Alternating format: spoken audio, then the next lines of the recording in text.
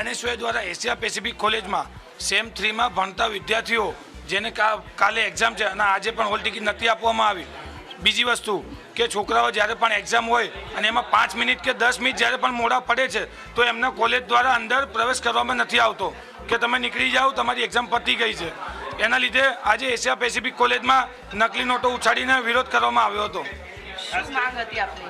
અમારી માંગ એ હતી કે જે પણ છોકરાઓની હોલ ટિકિટ નથી આપતા તેને જલ્દીથી જલ્દી હોલ ટિકિટ આપે, પ્લસ કે છોકરાઓ 5 મિનિટ કે 10 મિનિટ ટ્રાફિકના લીધે મોડું થાય છે તો એમને કોલેજમાં એક્ઝામમાં પ્રવેશ દેવામાં આવે. એમની રજૂઆત એવી હતી કે વિદ્યાર્થીઓ સાથે એડવાન્સ ફીઝ લેવામાં આવે છે, તો એવું કોઈ જ વસ્તુઓ સંસ્થા ખાતે નથી.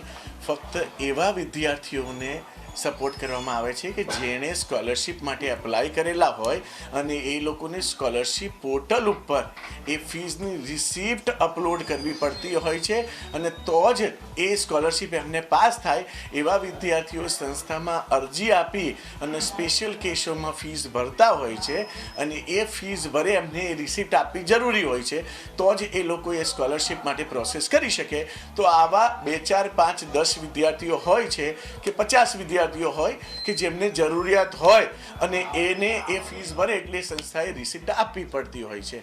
આ એ મુદ્દો એને હતો અને એ લોકોનું મિસઅન્ડરસ્ટેન્ડિંગ હતું.